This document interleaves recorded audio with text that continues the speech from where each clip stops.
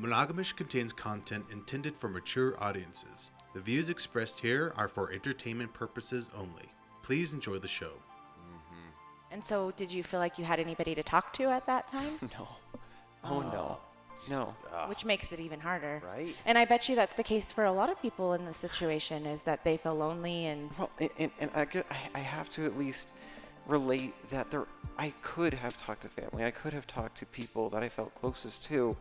But there's still a nature of fear there of, perfect like this MGM Grand song puts it, forgiving who you are for what you had to gain. Just know that if you hide, it doesn't go away.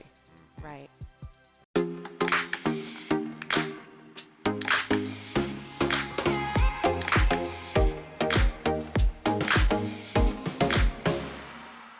Hi, Ishes. Welcome to Monogam-ish. I'm Justina. And I'm Kenji. And we're Monogam-ish. Here we are. Another great show. I know, yes. Had an amazing couple. Just met them tonight. Mm-hmm. Oh, man. Mm-hmm. Genesis and Yvenne. Oh, man. Oh, my gosh. Yeah, so beautiful. It really was. And it highlighted this episode, the struggle, because we started doing this to help people get through the struggle of living an ethically non-monogamous life. Right. And not having flack for it. And being able to be true to themselves. And we run across multiple stories like this. But Yvenne had a whole another multiple layers of shit that she had to get through and deal with besides her lifestyle choices. Mm-hmm. So she has to deal with her gender identity and changing that and dealing with the backlash. And there's still a lot of hate around that community. Yeah. I know. And so sad. It really is. For no reason. Right? At all. And so she had to deal with that. Then she had to deal with her queerness, her own sexuality, what she identified with and who she's attracted to and what she's looking for in a partner before she had her trans and after she's having to deal with this. Yeah. And then you have that third layer of the lifestyle. And so she has to go through so much shit. By the time she gets to the relationship status part, she's like, who gives a fuck what you guys think about my relationship status? Because you've already told me what you think about my sexual identity and my sexual orientation and my gender. And so it's really eye-opening to see somebody that has to go through all of that and the struggles that, she tears up on the show. And you can really tell she's speaking from the heart and she genuinely has been through it. She's had a struggle. She has. And unfortunately, I don't think there's a lot of people in the trans community or in the gay community or LGBTQA or in the lifestyle that haven't been on some level of that, but she's had to take it from all three ways. Oh, yes. Oh, yeah. Some people like it all three ways. What a truly, gorgeous soul. Well, and you have to be. Yeah. She's gone through that journey of really not being able to be who she is. And so now that she is able to have that chance, falling in love with herself. Mm-hmm. And we talk about it again on the show all the time. You guys got to love yourself before you can love anybody else. That's right. And it's beautiful to see. I think you guys are really going to enjoy this episode. It's definitely a unique one. Oh, yeah. Grab a drink, grab some weed, and enjoy the show. And if you want to support us, head over to our website, and you can get a direct link to our Cash App. Mm-hmm. It's Monogam-ish Podcast, all one word, no dashes. Or to our Patreon, where you can support us on a regular basis and get access to all of our exclusive content and events. Join our Ish list. Do it! You can find out when we're going to have events in our area, as well as when we're going to be opening up the new club and all the things that are going on. So definitely head over there, and you can keep in touch with us and find out what we're up to. Otherwise, enjoy the show. Bye, Ishes. We have a great show today. I know. Today, just met this wonderful couple. Yep. Please, Beautiful ladies. Couple. Beautiful couple. Absolutely. Oh, my gosh. Please, ladies, introduce yourselves. So my name is Yvenne. What else can I really say outside of that? What should I say outside of that? And who's next to you? And who is next to you, Yvenne? Well, who'd you bring with you? For autonomy purposes, I'll go into that after she introduces herself. Wonderful. Okay. For herself. Perfect. I'm Genesis. Okay. Hi, Welcome, Genesis. So we're actually nesting partners. Okay. Mm-hmm. How long have you been together for? Year and some change, as you put it. Yeah. I mean, I said that a month ago. And then I think it's almost a year and a half now. Yeah. Okay. Oh, nice. Wonderful. So tell us a little bit about yourself. So start from the beginning with how you grew up and how you've landed to where you guys are today. So just like a little synopsis there. Any longtime Coloradans here? Well, he was born and raised. I was born, and then my parents were in the military. So we traveled mostly all over Europe and then came back from Italy. Hey, you both have something to share with me then. Yeah. Okay. Where are you from? I'm from Aurora. Oh, okay. You can't say it like that, so though. born and raised. Hey. No. Hey. Chambers and Colfax. Oh, yeah. You can't say nothing about that. Ain't Drew's nothing wrong neck with of the that. woods. That's my neck of the woods. Yeah, nothing wrong with that. Been down that way plenty of times. That's also where, really close to the Mon Chalet, which is like fun. Not related, unfortunately. Unfortunately, not related. Not even known until I was already like adult, and I was just like, get the fuck out of Aurora and don't go back. Right? Dude, it's Most like people don't even realize what it is. They little drive right by it. And nondescript freaking hotel, right? You're just like, dude, that's where some shit goes down? No, Okay. yeah, no, staying off of Colfax, even though ironically, yeah. so you're that's- from Colorado. From Colorado. Been here your whole life? Yeah. Yeah. Awesome. Oh, man. There's very few natives anymore. Like, Right? can't even find Colorado plates, it feels like, when you drive on the streets Well, anymore. No, I don't necessarily think that's so bad of a thing. I do like the idea of matriculation and taking in new ideas and not necessarily 100%. homogenizing. I don't like the romanization of that. I kind of like more so the sharing, the melting pot. Like, let's actually take a pick of everything here. Right. The diversity. I would just like to say on behalf of most of Coloradans, you have to realize we're kind of more so on a work of avoidance around you on the road. So we love you. Please drive safe and understand that we are either keeping back or trying to get really far ahead, and we'll get out of your way. All right? Especially when it's snowing. Yeah. We wish you would just get the fuck over to the side and let Coloradans drive in it. Yeah. So you've stayed here your whole life. How did you grow up? I very kind of oddly poor. Okay. Okay.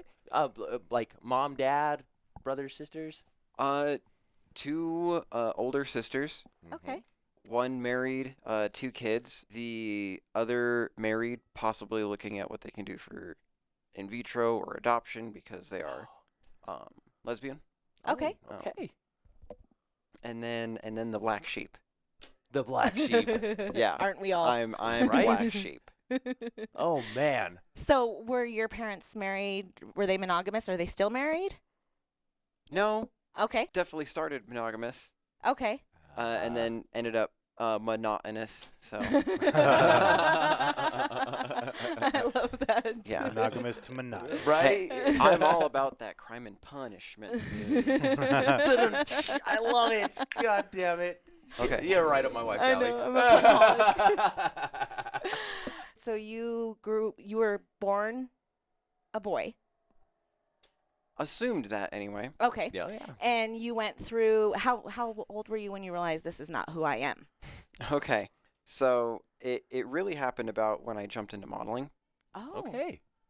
There was a lot of very emotionally traumatic and confusing moments at my point in time then, especially like feeling like I was really getting into the adult thing and like I had to do the best adult thing and move to like Capitol Hill and live something a little bougie and nice, repair tech out in the Winfield and really like doing things with green energy like you always wanted to do, and maybe you didn't finish your degree, but here you are working with engineering anyway. Happy, but lost and blank and sad. Oh, man. Sorry to hear that. And how old were you at this time? I guess I'd prefer not to say like a little mystery Okay. about that. No worries. Cool. That's okay. That's perfectly okay. We want you to feel comfortable and never feel like you have to answer any questions that we ask. Of course. But really, as of that point, I was getting into acting again because I did a lot of that when I was in high school. Oh, yeah. How can you not tell that I'm not queer? I'm the theater kid. So here I am, getting back into acting again, and it was really nice. I was actually sourced out. So wow. somebody knew or at least had seen me or had my acting resume, so it was awesome. So I got pulled for that. And it was for like a lot of just like dinner theater stuff. It was really fun. I know, but it was like traveling and travel pay and stuff like that. And Oh, how fun! Fuck Yeah. yes. That sounds like a blast. Right? Yeah. Like a party every night. Oh, yeah. Well, yeah, pretty much. Pretty much. And there are like new things that I want to break ground on personally before I try to go further with anything in acting. But I jumped into modeling. Well, I got pulled into modeling because of the acting. Somebody saw me, found me Okay. there, who was also Alright. working for the same troupe. So then I got pulled into Denver Unique's Week of Fashion. Oh, Oh, wow. hell yeah. How exciting. Congratulations. Yeah. And I had been modeling there since about 2018. Okay. And so during modeling, you realized that you found something that you were missing. Yeah. Well, I guess I'll I don't know the best term that I can put for it, but do you know what like queer panic is? As a term, as a reference. No. Explain it. Please. Just like a little bit of slang that kind of refers to this idea of like moment where you just kind of you see something, you have a sensation about something that just kind of like sinks in the heart because maybe the way you were taught or the things that you were told, you just kind of feel like, is this wrong? Is this right? It feels right. It feels good. Right? You feel it like this is beautiful. This is what happens for, a lot of people in the queer community who are like finding out they're bisexual or that they are gay or that they are pan or maybe even that they're ace, is that they just kind of get to these feelings that are just like, what is like wrong with me? Well, there's nothing wrong. Mm-hmm. We're just taught in that way to feel like it's wrong because it's not the same. It's not normal. Right. So for trans people, this is something that I would like to relate, is that it sometimes feels all of a sudden a lot worse and a lot scarier of a place to be. There's no good term that I can give for this right now that isn't already related to a very disturbing legal term across a few or many states in the United States. But let's just say that it is, your trans thought, your trans moment. Mm-hmm. Same kind of feeling as this queer panic, except it's about yourself. And it's something like looking in the mirror and seeing someone who isn't there. Or like Wow. looking at someone who you aren't. Wow. Okay. It's scary. It's weird. It happens for trans people quite a bit. Oh, It wow. isn't even something that isn't just like, all of a sudden, all at once, Mm-hmm. Right. the gears click. It's something that all along the way, there are just little subtle or even major hints that honestly terrify you. Wow. Because you don't want to show this because to a lot of people, this is really wrong. Mm-hmm. And so did you feel like you had anybody to talk to at that time? No. Oh, no. No. Which makes it even harder. Right. And I bet you that's the case for a lot of people in this situation, is that they feel lonely and Well, and I have to at least relate that I could have talked to family. I could have talked to people that I felt closest to, but there's still a nature of fear there of, perfect like this MGM Grand song puts it, forgiving who you are for what you had to gain. Just know that if you hide, it doesn't go away. Mm-hmm. right. Mm-hmm. Like how much I wanted to hold on to aspects of my cisgendered life just for the sake of lying to myself. Like Keeping the it status goes quo. all along the way in small bits and small pieces until finally you look at yourself and you go like, I have never felt sexy before until now. Wow. And I gotta say, you look amazing. I- You walked yeah, in here. right? I wish the camera could see her shoes. Oh my God. These stilettos Thank are you. off the hook. You're gonna put your leg up there a little bit Yes. later. Yeah. Uh-huh. So you found who you were, and it probably took some time though to make that feel 100% like you. Yeah. And I guess I was kind of cracking at my egg very methodically rather than just cracking all the way through and maybe rushing myself into something that I wasn't ready for. Mm-hmm. That's something that should be considered as well when we're talking about like trans medicine amongst youth and minors, that it really just comes down to a point that you can consult and talk about and try and experiment safely and figure out, is this who you are? As adults, we can do that cerebrally to ourselves very well. We're very methodical. We're very neurotic creatures. So, of course, we talk to ourselves about these kind of things. It's coaching. It's therapy. Right. But you got to let kids do it at a much longer pace, at least that they can feel comfortable at. Oh, yeah. And that's what it really comes down to then, is that I didn't run into this. I crawled into it. I went and slid into, like gender nonconformity. I felt like really aspiring to artistry like Bowie, like the artist formerly known as Prince, or even then just looking at Tim Curry. So beautiful as he was, and like also a little bit of slight of that queer panic of just kind of like, do I also like people that just really look feminine? I kind of wonder, yeah. So, did your sexuality change? Like, who were you attracted to before and after? Did that change? Mostly on femininity. Okay. I can allow myself the freedom to like discover what that means to me, but I don't know, just kind of like move over Forrest Gump. It's not life is like a box of chocolates, it's love is like a box of chocolates. You never know who you're gonna like next. So don't arbitrarily exclude until you've actually honestly tried, because maybe it's not all nougat, but maybe it's just all nougat in this box that you don't want. I like that. You don't have to explain that anymore to anyone than the point of just kind of like, I like this person. I'm doing something more with them. Yeah. Right. That's it. 100%. And it's none of their fucking business anyway. Mm-hmm. So, Genesis, tell us about you growing up. Were your parents married? Yeah, my parents were married. I was told like a month after they had met. My mom was from Mexico originally, and she went to Utah to visit, and she ended up getting a green card with my dad and staying.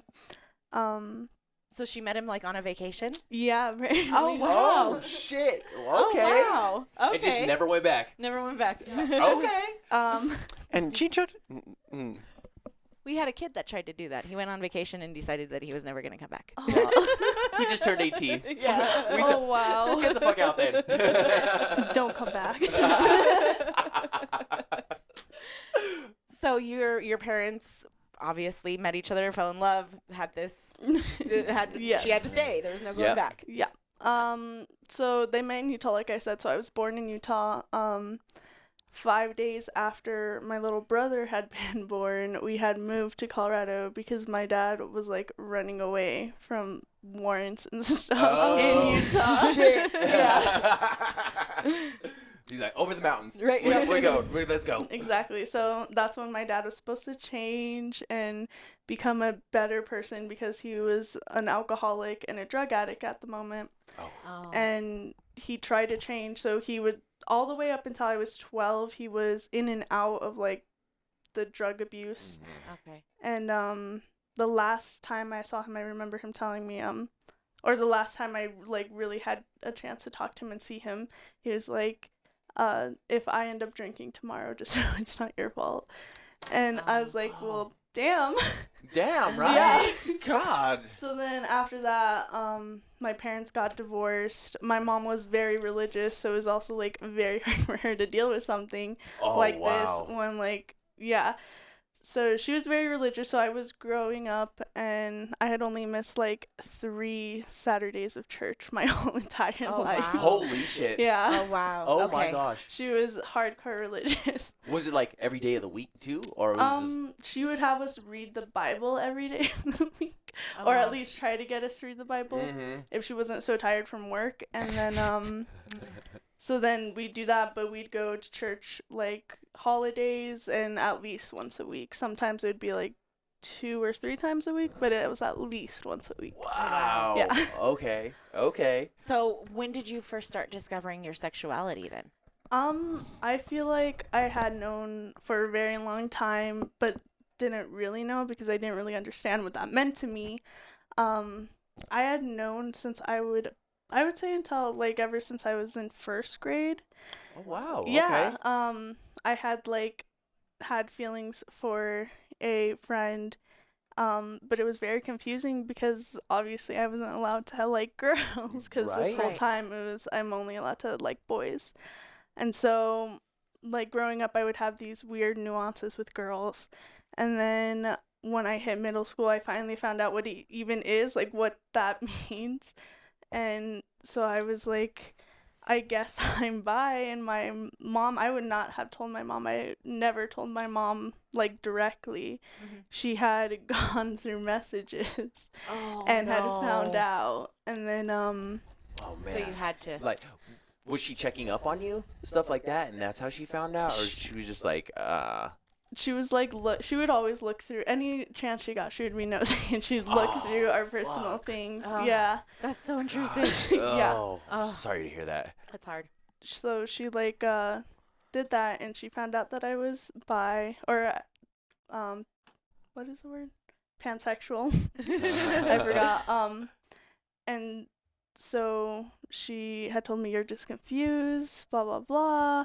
And then another friend had told her that I was bi, a friend from church that told me I was bi. So I was like, I'm safe, I can tell her. And she ended up telling my mom.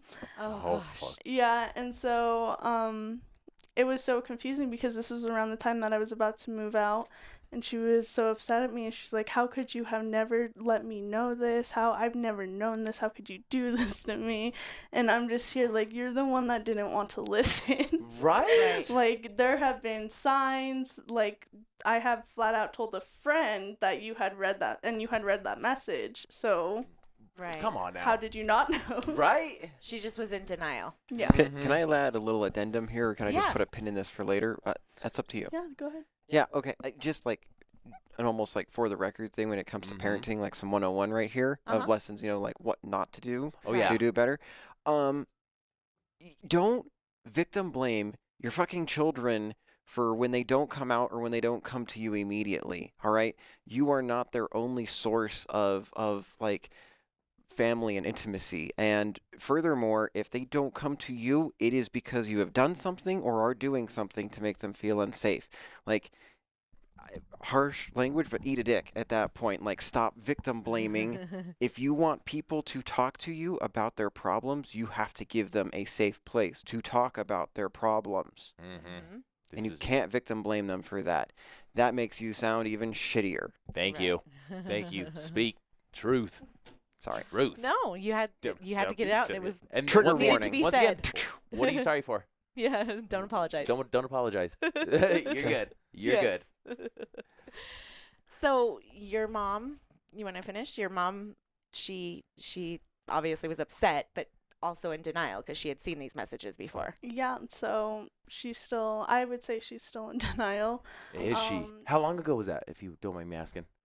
That I had told her, or that was like 2 years ago, I think. Okay. Oh, okay. So Okay. She's known for a while and still isn't accepting of it. Yeah, she's not. Yeah. She had once told me that she accepts that I don't go to church, but like it's obviously a lie because then she'll tell me, she's like, you should read the Bible every day. She's like, please pray for me. She's like, you have to pray, please. That's all you have to do. She'll be like, all you have to do is pray. And then I told her, I was like, I sometimes pray not to like God, but like because I feel like we're all connected, and I pray to our connection basically. And she was like, okay, the next step is to read the Bible. Oh and my God. It can't just be spiritual. It has to be religious, right? It's like, come on now. Exactly. God. It's never enough unless it's exactly her religion. Oh my gosh. So did you have any brothers and sisters? Yeah, so I had a older half brother from my dad's last marriage. Okay. I saw him during the summers up until I think I was 8 to 10, somewhere around there. Okay. I haven't seen him since, so yeah, he hated our dad, so that was also another reason why I hadn't seen him for so long. Oh God. And then I have a younger brother, and he is trans, so it was also weird for my mom because my mom is also in denial. She's like, she's just a tomboy. Are you serious? Yeah. So Wow. That's what I was wondering. So your mom just is so religious that she just can't see any other way. Yeah, Oh, exactly. man. How old is your brother? He's almost 18. He's 17 right now. So yeah. Oh. Going to the same shit that you were, huh? Yeah. Oh man. But I feel like we gave him a nice home. Yeah. Well, Good. like right now he's like living with us. Oh, Because good. Congratulations. Thank you. That That's is awesome. amazing. That is Yeah. amazing. Right on. I Right really on. wanted to just give something back that I couldn't get myself. That's beautiful. That is. That's That really is loving. so beautiful. Yeah. Right? Oh my Mhm. gosh. So how long have you guys been together? Year and a half. change. Yeah, you're in some change. And so you are considered her nesting partner. You're nesting partners with each other. Mhm. And you both are polyamorous. Mhm. And how long have you known that you guys were like that? We've known our whole relationship. Okay. But Okay. So it started that way. Our relationship, started that way. Do we really want to go into another history lecture? Profesora? Let's start Yes. this. Go ahead. So along one of those kind of lines of like red flags or warnings in your life about like you may be different, possibly in some way or another, is that I kind of had a very glompy mentality when it came to a lot of my relationship structures. And it wasn't because I was dissatisfied or disinterested in any one person. I just felt like I had interest for multiple people. Okay. You know, as a kid, it was just kind of weird because I didn't really have much of a structure for that. But like then suddenly middle school happened and I was hot and doing like the gothy thing. And then all of a sudden, like I have all these different regards to my emotions. I start building on that and like having moments where I just kind of feel like, oh no, based off of a pseudo-Christian idea, I'm adulterous. Like I can't find satisfaction with one person. So maybe my crutch to bear is that I just have to be single, like just avoid people. But then maybe also the fact that I got a little bit of a dark side and I want to explore my sexuality too. Like, no, I can't. Like, secret. Everything was just a secret for me. Oh my God, right? And you're struggling with so much because there's so many levels because you have your gender, your sexuality, and now this idea that, oh, I'm interested in more than one person. Right? And almost the shame that comes with feeling like you're adulterous. Yeah. Oh, and I was such a little shit too. Oh. I was not ethical to a large degree. Oh shit. Like a famous one that I would do constantly throughout high school is that I might have like a few people interested in me at once, kind of keeping like this juggling act going because in my mind I had this, sick little love roulette going on that the last one who stays is the one that has enough patience and tolerance for me. Wow. So that must be how I find the one. Oh wow. Because So I don't you're, want like, to put playing this, anyone down. I kind of like Yeah. all of you, but like, who wants to stick around? God, you're playing like this life game, like with yourself. You're going, Right. Gosh. Had you ever been on the other side of that? Had anybody ever cheated on you? Oh yeah, I kept you Not coming along, necessarily. string along. Well, that's so weird. Okay, my concept and my feelings towards like human intimacy is way askew. I know I'm autistic, and I don't necessarily think it has anything to do with that. But just in case if anyone wants to look at neurodivergency as well, I do tend to look at things a little bit differently in our world, very categorically and very alphabetically. Okay. Like reading. I Okay. like being able to list these things. So, being on the other side of that and the idea or feelings of cheating are a little bit weird for me. If I feel like I am locked with this person and that they are hiding things from me, in general, that feels bad. So I know what that feeling is like. I know what that burning, sinking feeling is like. And yeah, it made me feel very bad, very vicious, very like toxic. So then, when it comes then to intimacy and how that was shared is I kind of thought in my mind, well, I'm not dating you and you're not dating me, so I don't really care what shenanigans you get up to, but, as long as I'm not an advocate to your cheating, then I guess I'm fine. Okay. Although I was not so very ethical on the reverse side of that one if somebody wanted to use me for their cheating, which I should have had better standards. In any case, I think a lot of it came down to, that if I didn't feel like I was bonded to this person and, just one day they decide to be with someone else, then that's whatever. I can still be a decent human and not a shit friend and still talk to them. Because also I was in desperate need of girl attention. Yeah. Something that I noticed in my life had almost nothing to do with the sexual parts of things and more so to do with the revelry of it. Like, I need someone to talk to. I'm around a lot of nerdy guys, and that's fine. Because you're an engineer. That's No, I mean, that's just also kind of like a safe space, as it were. Like, Okay. for a neurodivergent kid, a little bit hard to make solid friends, but at least if you can all do video games for a little bit, then I can feel a little bit validated. But what I'd really like to talk to is my feelings. Yeah. So that's something that I knew early on well enough. So anyone who would kind of move on from me for another relationship, I still wanted to be friends. I still tried to be friends. I still Mhm. kept up texting. Okay. Mhm. You wanted to keep that connection. Mhm. Yeah. And because love is not lost. Usually, No, and if you love somebody or had love for somebody at one point, most of the time, unless they've done something to really hurt you, that love isn't lost. Yeah, and connections with people are like Right. what run this world. Right. You know, for And- polyamorous people, I should just make a little addendum here. I like to call this shrink-wrapped love, especially for the polyamorous and hopefully not so sour in saying the non-hierarchical polyamorous relationships. I call a shrink-wrapped love versus a Tupperware.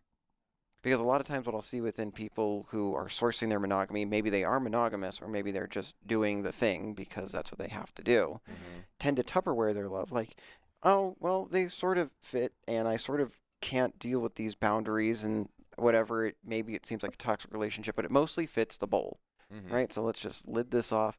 This is what I have. The moment that I feel a loss or disconnection, from here, I just dump the whole Tupperware and start new and hope the next person, singular, fills this. From a polyamorous standpoint, I ended up finding that I valued all of the connections that I had more so than just physically, the intimate parts or even romantically the interest parts, is that I wanted to be close to this person, some amount of kinship, something like family. And so I called it shrink wrap love. They are completely shrink wrapped on the shelf. If they are taken out of the package, there's nothing else that will fit that shape except them. So there is no substitution. Right. When it's a loss, it's just a loss in your heart. There is no amount of extra partners that you can have or dates that you can go on that can make up for the one person that you lose.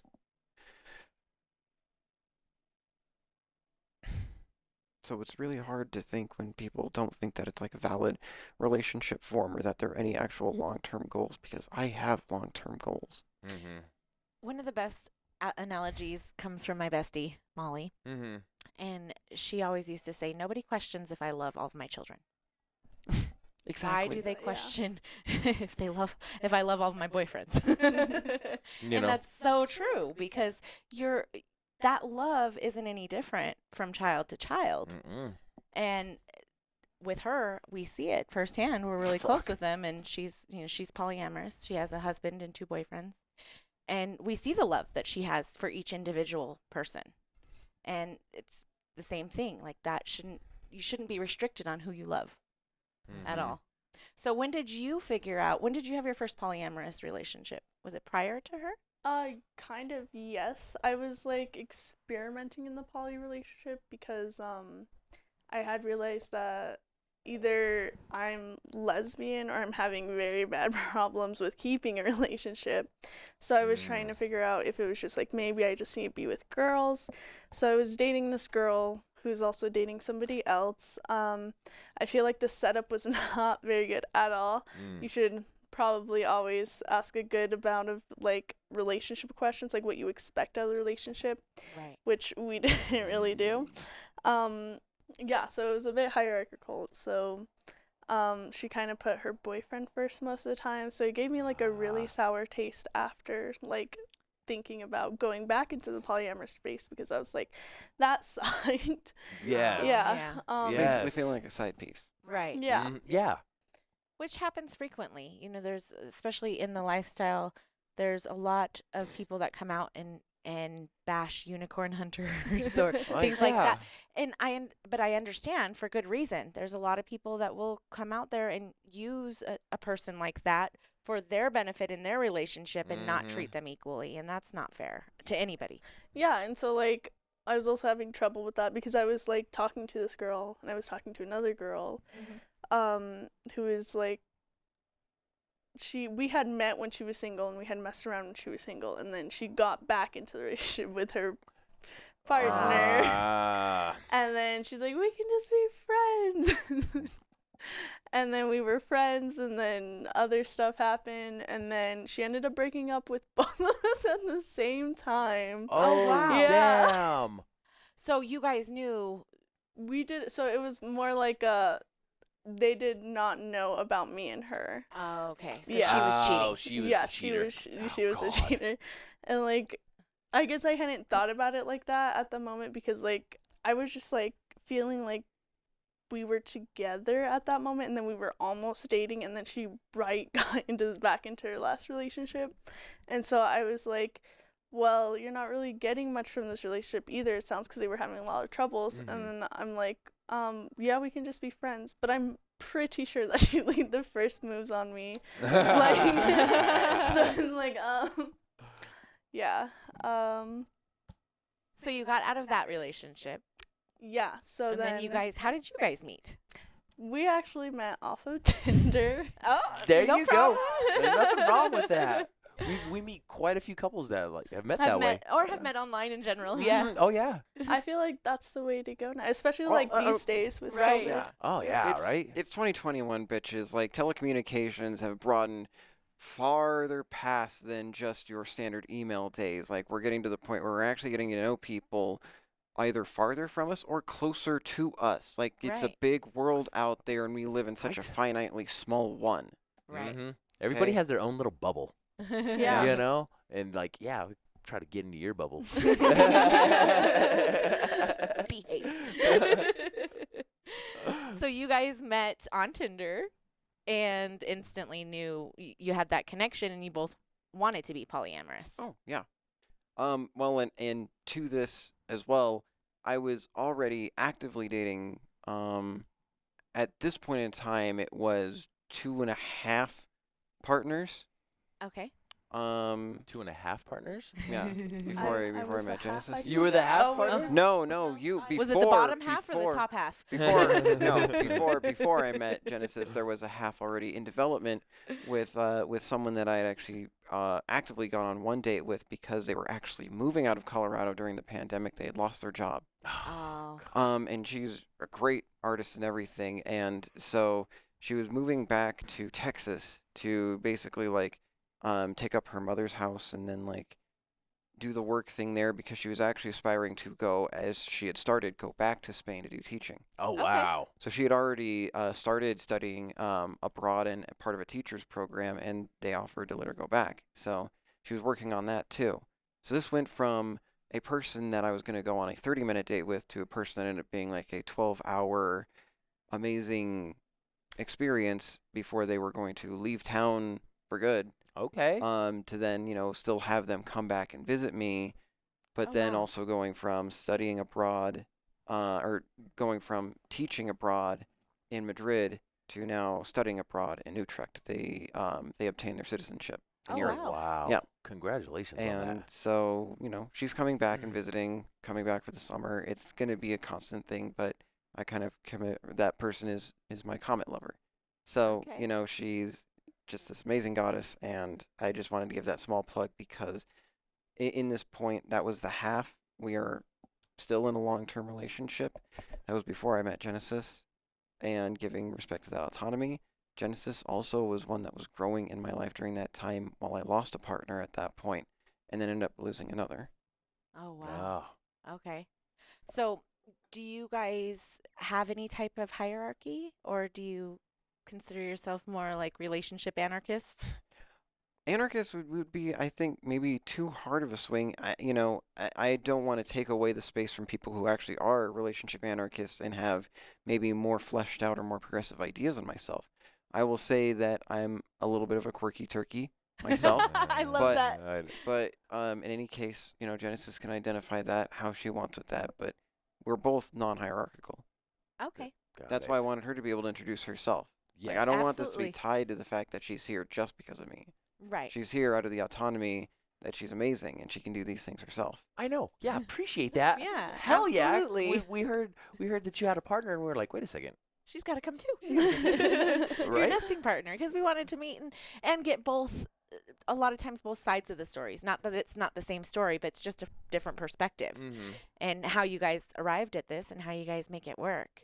So do you have partners outside of your nesting partner right now? At the moment, not right now. Okay. I like see people, like I go on dates and stuff, but I'm not actually currently dating someone at the moment.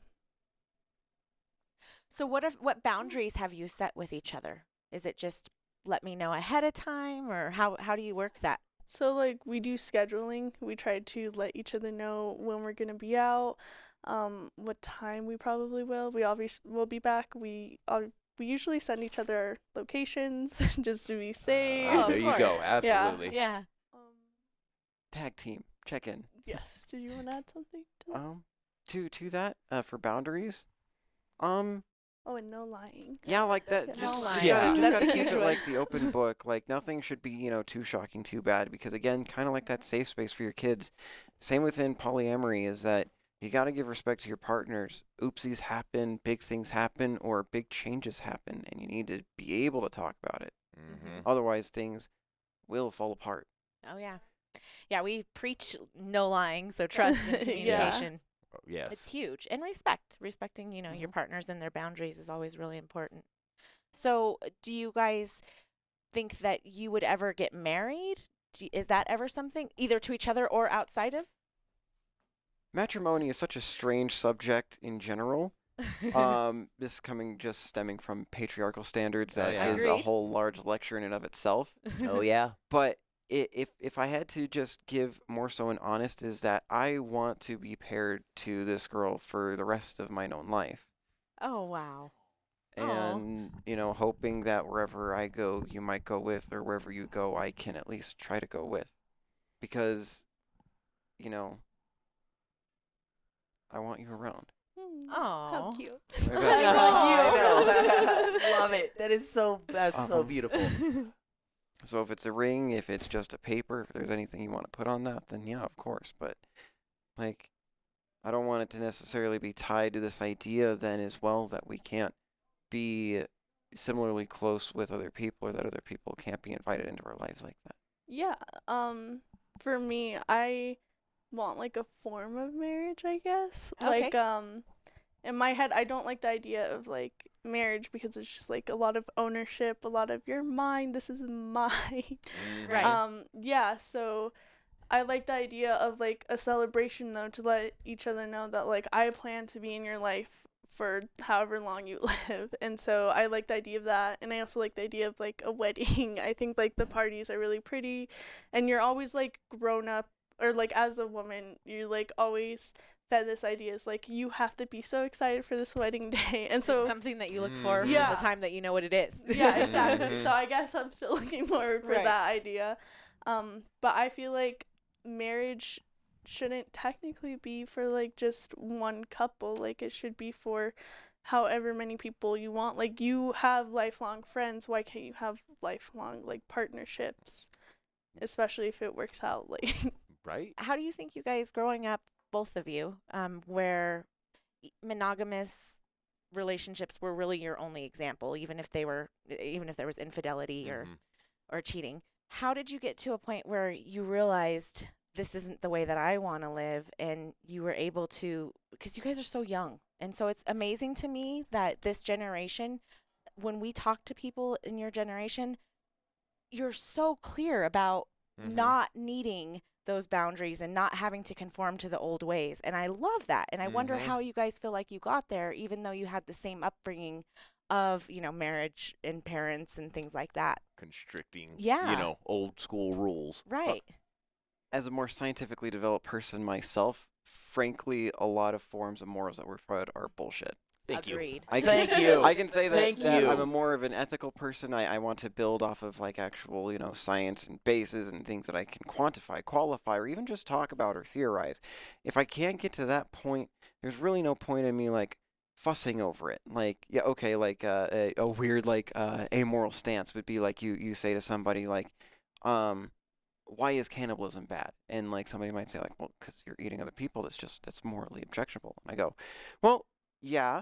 But you also have to take into account for people that maybe don't know this or have just like a warped understanding, or maybe they were just brought up differently. So from an actual ethical standpoint, I would just say to everyone, don't do it because it's super unhealthy. It's, yeah, kind of really gross. And then also on top of that one, we are a communicative species set down by our good old friend Sophocles. So I would then just put out there that, Aristotle, that we put out there that we are a species of communication, therefore we should not eat our phones. I like it. Right? So you how lose out on that person. You know? So how do you think you arrived here? I like all throughout my childhood, like I guess like my high school years and stuff, I had problems dating. Like I had problems, either I had a super unhealthy relationship or I had a healthy relationship and then fall out of love with that person. Yeah, and so it was like very frustrating because I didn't know what to do at that moment. I didn't know if I would ever be okay to be with another person. So before I met her, I was just kind of just having friends more so than any type of serious commitments. And when I met her again, she showed me like an actual healthier form of polyamory where it doesn't have to be hierarchical. It can just be like everyone has a connection, like their own connection with another person, and it's very special. No matter, like, you'll never have a connection with a person like that again. No matter who it is, it will be different. It's like, right.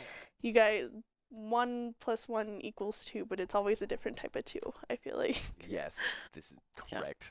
I mean, you got to ask it to any parent out there that maybe looks at this objectionably and ask them if they have more than one kid. If one of those kids just decides to up and run away from home, it doesn't matter how many kids you have in your household, you are going to be broken. Right. So don't take this for granted. Mm-hmm. Well said. It was very, like, mind-boggling to me because I had, for one, never, like, felt this confident in a relationship. Secure? Yeah, this secure in a relationship. And growing up, everything I told my mom was a lie because if you don't give somebody a safe place to tell you stuff, they're not going to want to tell you anything. So everything I told my mom was practically a lie in some shape or form. It might have like parts of the truth, but it was definitely a lie because I just did not feel safe at all. And so when me and her got together, it was very like, at first it was almost hard not to lie to her because in every relationship too, it was like I had to tell lies because I felt like the other person couldn't handle how I felt, or I had to say something so that person wouldn't be like heartbroken or whatever. And so it was very interesting meeting her and her telling me like I would rather you just tell me it and be upfront. And so it was very hard to be like, should I lie or should I just go ahead and be upfront? And I always had to tell myself, I'm like, well, if this person cares about me and likes me, then they're just going to accept of how I feel and they're going to help me and I'm going to help them through how I feel and we can figure it out instead of building lies and lies until everything collapses. Hey, for the queer community, you want us to stop being liars? Let's peel off our layers. Right? Well, and you had to break the cycle. That's what you were used to. And even though it was your mother, it was still a relationship. And that's what you were used to having to put up with in relationships. If I'm going to have this person continue to accept me for who I am, I feel like I need to protect what they know. Exactly. Yeah. And it can be really hard for some people to learn this because I remember somebody at my old job talking about how she had finally left her like emotionally abusive husband, a cheating husband, and she felt amazing and she was like, I need to tell my mom that she needs to leave her relationship because I had brought up that this abusive relationship is okay because my mom was like showing me it was okay.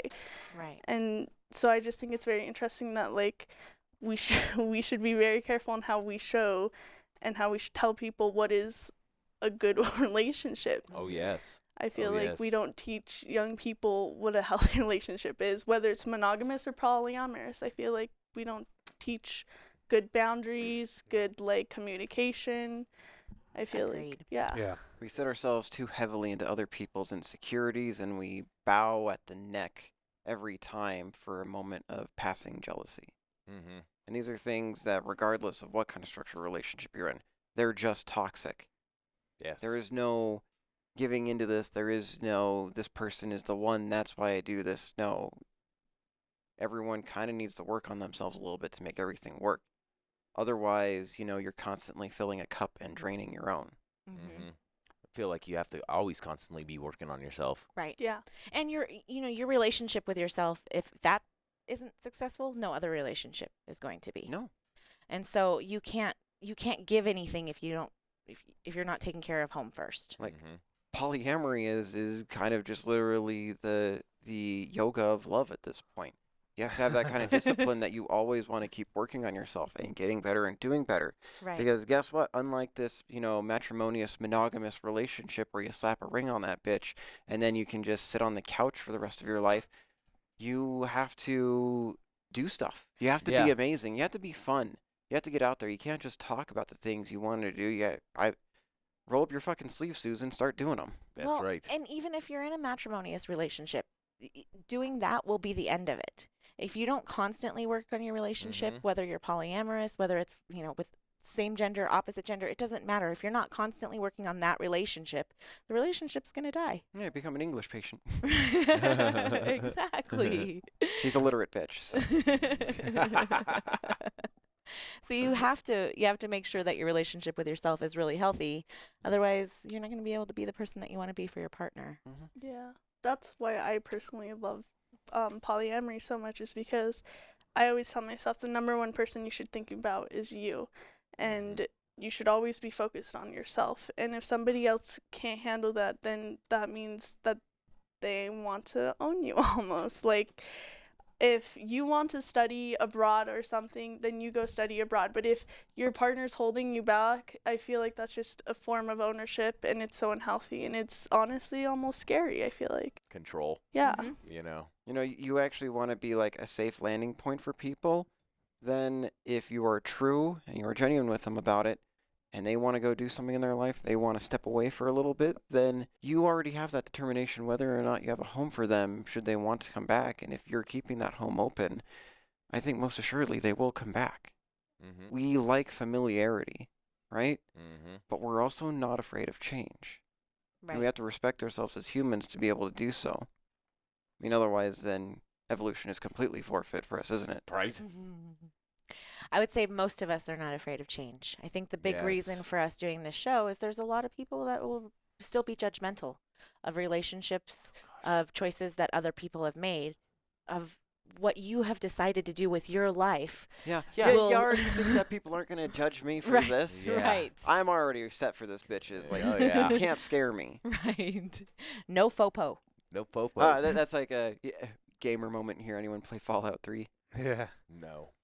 Had a friend first time he picked up the Tesla cannon, he aimed it at like a vertibird, and we were sitting there amongst him, and it was so hilarious that he had this moment where he's just like, I do not fear you, and he shot it and it blew up instantly in one go, and I was just like, yeah. And that's a thought that stuck in my head of just like, look at how I present now, like actually being myself and cracking this egg open and like, hello, I'm a girl, and then people are already gonna judge me for this. Right. Like, why do I have to care then about the sexuality parts or the relationship structure after that point? Right. Thank you. Right. No FOPO. Yeah. Fear of other people's opinions. No. Nope. So what challenges do you guys feel like you face right now, though? Do you have a hard time with people dealing with your relationship structures? I don't feel like we've really encountered that much discrimination about it, just a lot more support from certain people. Awesome. Family members, it's a different story because that's not really cracked open. That's the solidarity of the fact that within the flag of polyamory, the red for passion, compassion, and love, the blue for love of all peoples of shape and gender and size, and then black for the solidarity of those that can't come out or confront about it. Right? So I guess that's a little bit of what we bear with that, I guess, if I can speak on that. I would actually say that my experience is a little different.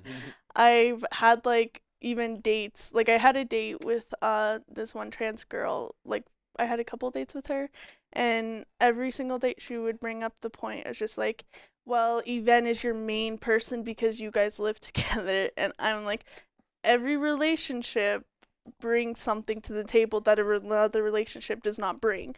So you're saying that they're more important just because I live with them, when actuality, I am most compatible to live with them. I might not, like, our relationship might fall apart if we live together. We just might not be compatible in that type of way.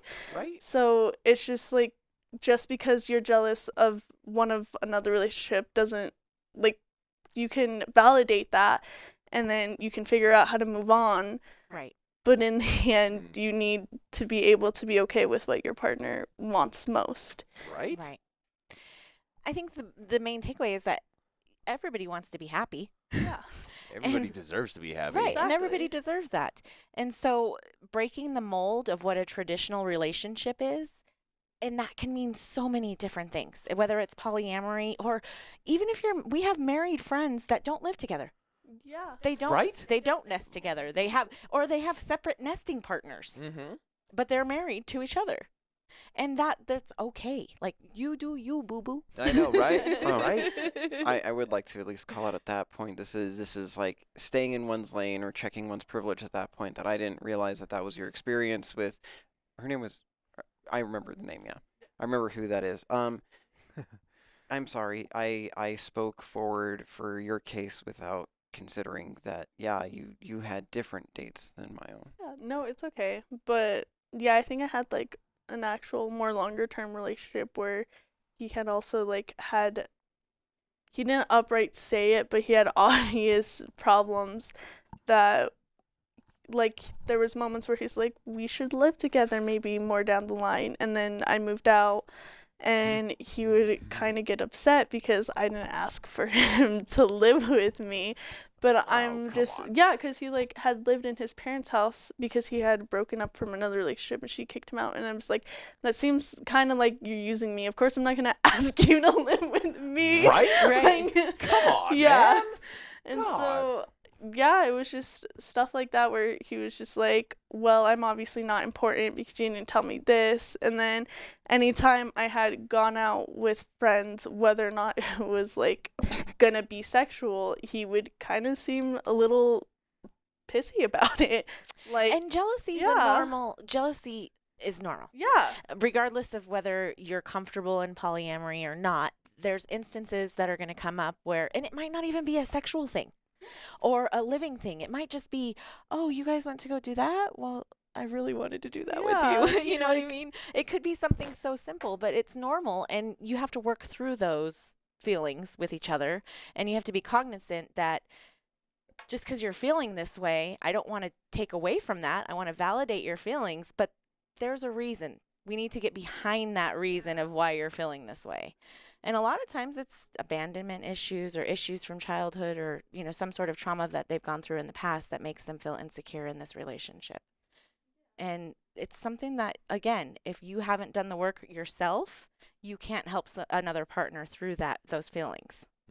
And so it takes a lot of work. It's not, you know, it's like with kids. It's, you know, it doesn't get easier on number 2. No, it's just as much work, if not more. And so it's the same thing with relationships. It's a lot of work to manage those moving parts and make sure that you're giving the time and the attention and meeting the needs of that relationship with each partner. And so, you know, it's something to be proud of within yourselves, because it does. It's a lot of work. Being married to one person is a lot of work. I can't even imagine like 2 or 3, you right. know? So what do you guys hope will change? How do you hope that it'll get easier for you guys? Ultimately, just I want to say that just more communication about it, and you know, more forwardness about it will hopefully help those kind of gears of change. Especially since it's kind of weird also in the friend building universe of things, like the weird tippy toe of monogamous standards and just in general, like not using, you know, certain words, certain verbiage, or being open about yourself, especially to friends. Because if they're supposed to be your friends, they're supposed to be able to know. Right. There's no reason that I should ever have to hold anything back. Exactly. Friends are chosen. family. Yeah, Right. that's right. So That I guess is right. along that same road is that if a lot of people could just kind of equally grow to either that tolerance or that understanding, just enough so that I can, like be more myself. Like, let me peel off another layer, folks. You got to give me the right atmosphere for this. I'm not taking off the coat until I feel a little cozy. And so, yeah, I want to take off this coat more for people because I feel like there's a lot of beautiful and enriching experiences that I can't explain sometimes because it comes with the moniker of this person I went on a date with, this person that I was seeing for a bit, this person that maybe I went to blank with, or this person that me and them, went and saw blank, like you keep on stacking up these things that you can't say to people and just be like, oh, someone I know. Well, what if it's really important? Well, like, yeah, that's why I wanted to be able to explain who everyone is as a dynamic. Right. I thank you guys for coming on the show. I know. We appreciate you guys so much. Your love is beautiful. And I can tell, just by the way that she talks to you and respects you and even apologizes up front right away, doesn't hesitate to take ownership of her actions or her words. And I love it. You guys have a beautiful relationship, and I really hope you guys I wish you guys all the best. Right? All right, Ishes, if you want to see more of them, check us out on Patreon. You're going to get their pink couch confessional. Hey, watch out now. Otherwise, go to our website, monogamishpodcast.com, to see how you can support us. Have a great day. See you guys later.